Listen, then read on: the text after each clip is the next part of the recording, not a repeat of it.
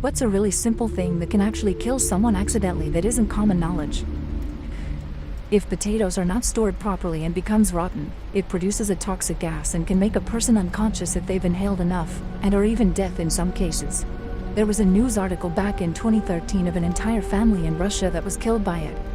Not just killed by it, killed one by one. Each member of the family kept going to the cellar to find the others and then passing out from the gas. I almost died from this as a kid.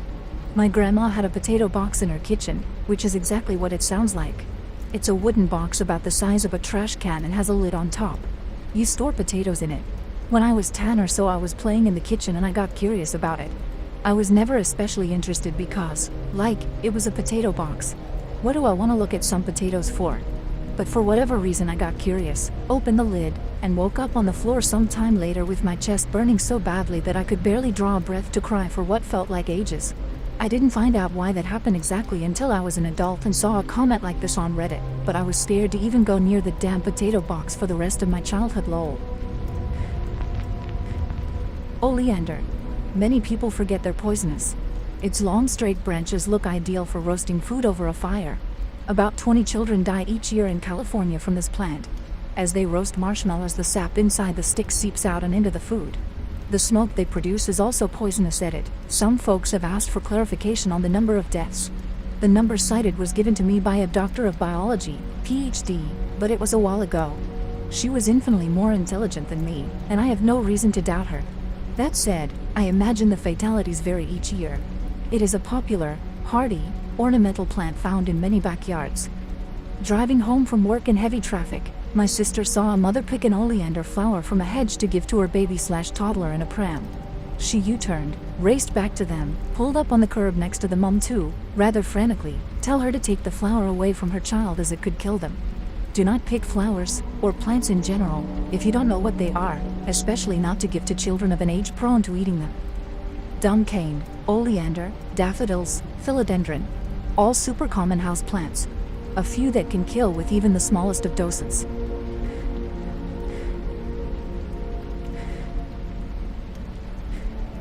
A dental infection. I went to grief support meetings, and a woman there lost her son to an impacted tooth that spread infection to his brain. This is why seeing those veneer texts pop up drives me insane. Some of them are putting veneers/crowns over decay, not knowing, or not caring, that it will probably create an abscess or infection. It is so dangerous. A grape. My wife had a friend/coworker whose young daughter choked to death in front of her and her mother. They tried to dislodge the grape and nothing worked. By the time an ambulance got there, the girl was brain dead. It's about the worst thing I can imagine as a parent. We were cutting our kids' grapes in half until they were 10 after that happening. When I was 2, I was at a family party and grabbed the whole grape out of the fruit salad and choked. My Aunt Nancy was 10 natty lights deep and performed the Heimlich maneuver and saved my life. She passed away earlier this year. R.I.P. Aunt Nancy. The drunk aunt saving a toddler's life reminds me of the time my college roommate went to a family reunion, had too much to drink, threw up in the pool, because somehow she thought it was better than throwing up on the grass, noticed a dark murky figure at the bottom of the pool, dove in and saved her 18-month-old cousin's life. No one had noticed the baby had fallen in the pool. She went from pariah to hero in the span of 20 seconds. Former rural ER doctor here. Things that I have seen either nearly kill or actually kill someone. 1. Taking a drug at a party/rave/concert/etc. Surprise, it's got fentanyl or carfentanil in it. And now you're dead or permanently brain damaged. 2. Sticking your hand/arm/leg/head out a window while the car is driving. This is how you either lose a limb or lose your head if you get in an accident or someone sideswipes you. Keep your body parts in the vehicle. 3. Not vaccinating your kid. Watching kids die or become permanently disabled because of preventable diseases is both the saddest and most infuriating things I've ever dealt with in my career. If you want to rip on me about how much you hate vaccines, STFU and save it for someone who cares. I'm not interested and I won't entertain your BS. 4. Medications that you should not forget. Your insulin. Your asthma medication. Your EpiPen. Your various heart medications. Your blood thinner. I've seen all these missed drugs end up in very serious consequences in the ER. 5. Not knowing the signs and symptoms of a stroke. 6. Drink/doing drugs and driving. Also, if you're going to get super drunk, I promise you that the absolute worst place to walk home is along a highway. 7. Looking at your phone and driving. 8. Dropping tools/any item from high places. I've seen this happen once in a construction site, and he lived, but I've heard of those that have not. 9. Operating power tools. Doesn't necessarily kill someone, but it was the #1 reason I was sewing people up or sending them to plastic surgeons. 10. Finally, please don't get up on a ladder without properly securing/stabilizing it and having someone in the near vicinity to call 911 if you fall off it, instead of finding you several hours later. People don't realize that a lot of people who die in house fires die in their sleep. The fire is too small to wake them from the heat alone, or it's farther away, yet it is releasing carbon dioxide and carbon monoxide along with a ton of other toxic fumes into the air. You are just sleeping breathing in that gas, which makes you even more tired and eventually completely unconscious, then dead. Edit, thanks for the upvotes. Kind of crazy how upvoted this got. Hopefully it scared a few people into checking their fire alarms/CO detectors, or scared a few people into installing some. If you don't have them, this is a big PSA. Fire alarms increase your survivability in a fire by a ton. Literally, you have a 50% better chance of survival with one compared to those without. Even better if you can get laser fire alarms.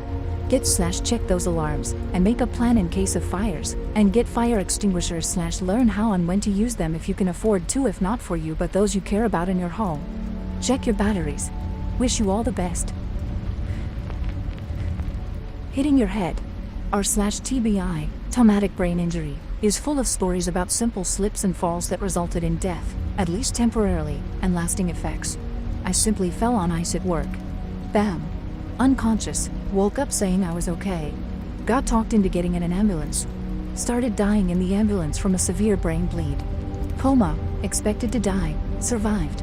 Lost most of my memory, emotional stability, the ability to easily make new memories, a ton of IQ. Still, in all, I'm not dead. Edit, so many stories. So much loss. So sorry for all your losses. And carry the information to others. I'm so happy that protocols for brain injuries have improved so much. If you hit your head and lose consciousness, get to a hospital stat. Be careful. And wear a damn helmet. Your life is important. Just did a rotation in a rehab hospital. I was on the stroke unit, but you would be shocked at how many people over in brain injury had fallen off those stupid e-scooters.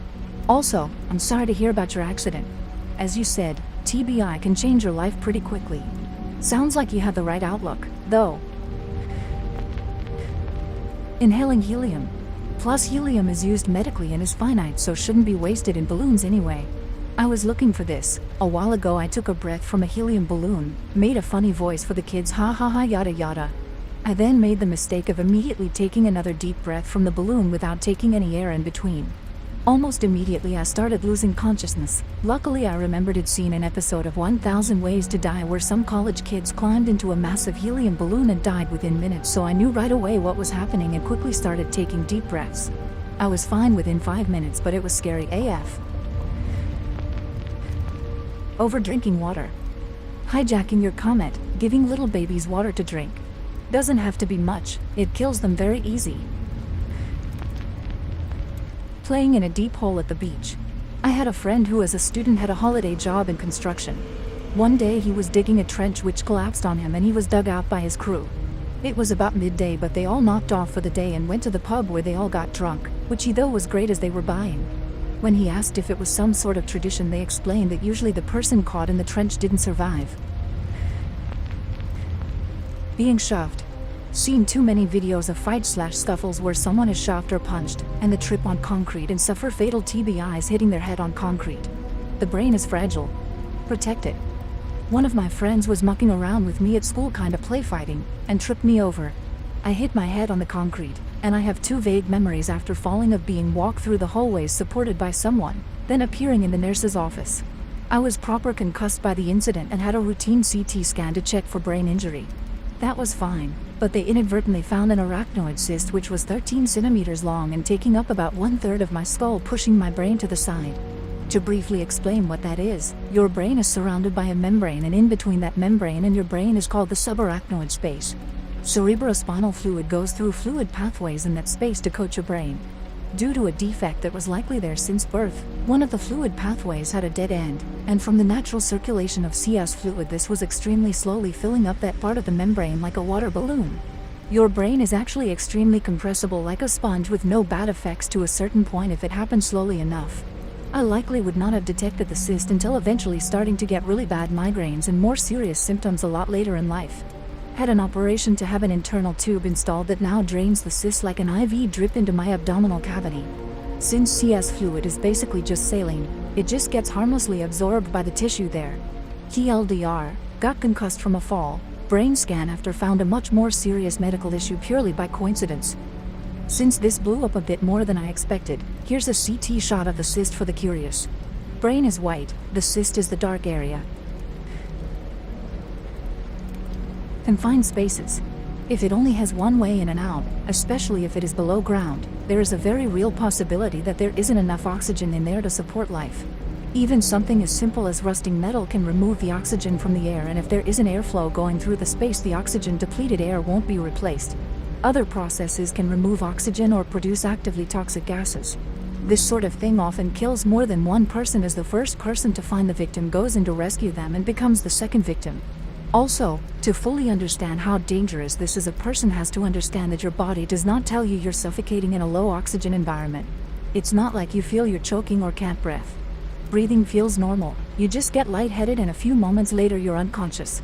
Our feeling of suffocating, like when you're holding your breath, is from a buildup of CO2 in the lungs. But if you're able to breathe that CO2 out, you'll feel fine, even if you're not breathing any oxygen in. Pressure washers are quite lethal. Can confirm, pressure washers are dangerous. My one stripped a layer of my sandal sole off when I accidentally blasted my foot with it, and it stung for about a day. It's not a super duper ultra powerful pressure washer either. To add to this thread, wearing sandals while pressure washing is unsafe. If you see somebody on the ground who has had an accident, don't move them unless you have to. They could have a spinal injury. This is especially true about motorcyclists. Leave their helmet on. That helmet could be the only thing keeping their skull together at that moment. If you remove it, they can die. And for God's sake, if you see someone bleeding profusely and you can't get it to stop, reach for the tourniquet. But also don't take that tourniquet off unless you are a licensed medical practitioner. And write the time. It's not super critical that you write the time, but allows the doctors to know how long the tourniquet's been on and if they're going to need special practices to filter the blood before they release the tourniquet. Edit, if you see somebody on the ground who is in imminent danger, moving them is more important than spinal injury risks. Better than be paralyzed than burned to death. With that said, try not to mess with the helmet if you don't have to. If they aren't breathing, and you know how to make them start breathing again, pull the helmet. If they have filled the helmet full of vomit, pull the helmet. But also there's quite a bit of space between my mouth and the chin of my helmet. I made garlic-infused olive oil once. Left it out because that's how I always saw it on people counters. Used it a few weeks later. Botulism. Was out for 4 whole days writhing in pain with nothing left to expel. Turns out, I could have died. Preserving anything in a low-acid environment is a recipe for botulism. Damn spores are so resistant, even making garlic oil by boiling garlic in oil on the stovetop isn't enough to destroy them. Anytime I want garlic oil, I make it on the spot and consume that day. Glad you made it. For the love of God, when you're boiling water on the stove, turn the handles of your pots inward. My grandmother's sister, when she was a toddler, was running around with her arms in the air and smacked the handle of a pot of boiling water. The water poured all over her and she died a few days later from her injuries. Because of that, all throughout my life it was drilled into me to A, use the back burners first, and B, if you need to use the front burners, turn the handles in. It wasn't until I became an adult and moved in with roommates/so's that I realized so many people don't think to do that. A high-pressure puncture wound/high-pressure injections. Imagine you're wearing all your personal protective equipment, got your goggles, your gloves, etc., and you're working with high-pressure liquids. I'm not talking cutting steel with water jets, just something with high enough pressure that can pierce or puncture the skin. And bang, you get a little stab from a pressurized fluid source. Not even bleeding that much, if at all. Sometimes it's just a little sting.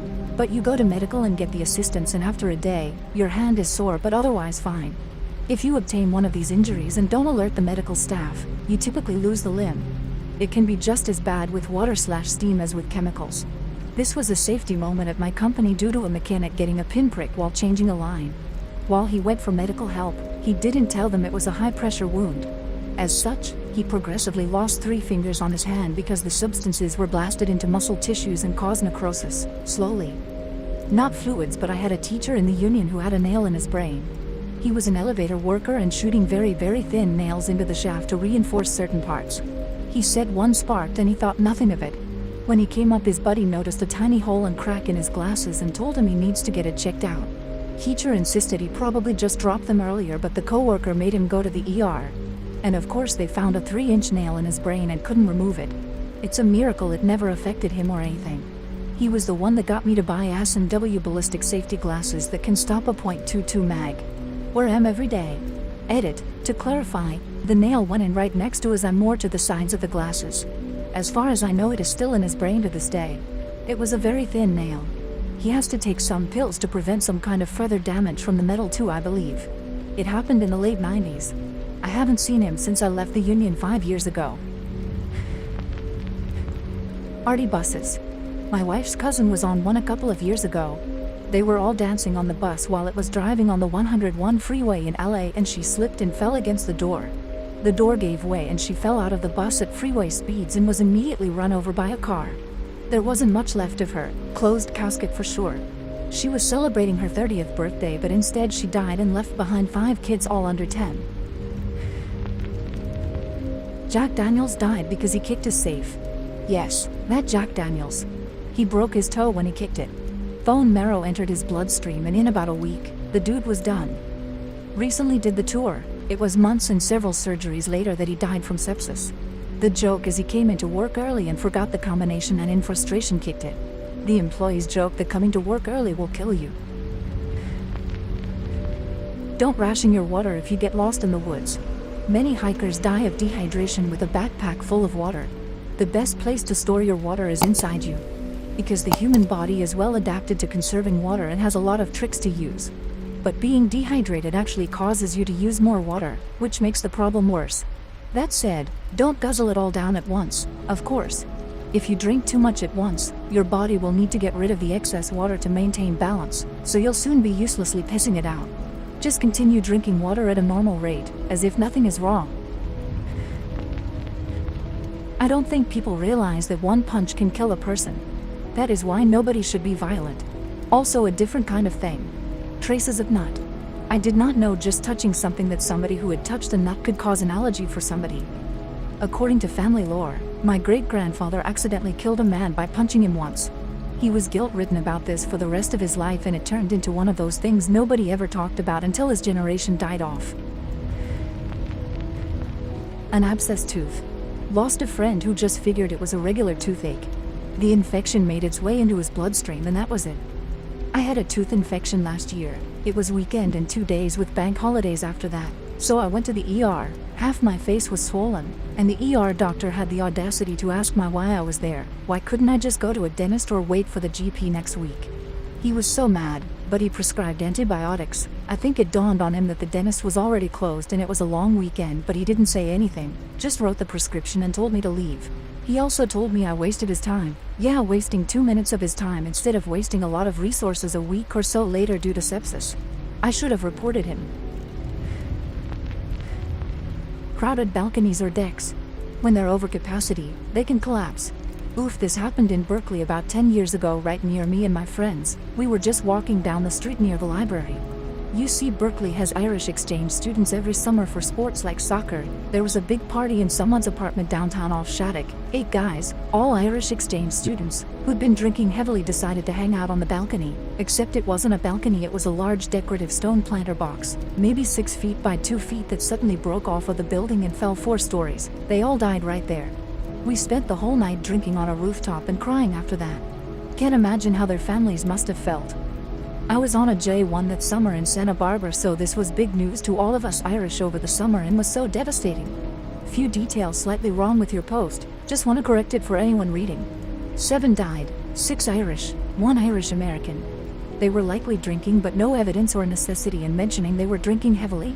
You've also made it sound like it wasn't a real balcony and almost like it was their fault for all standing on a decorative planter. It was an actual balcony, and the cause of failure was dry rot from poor maintenance and construction of the balcony. During litigation, it was found the contractors cut corners in the construction to cut costs. The balcony was rated to hold the weight of almost double the amount of people that were on it.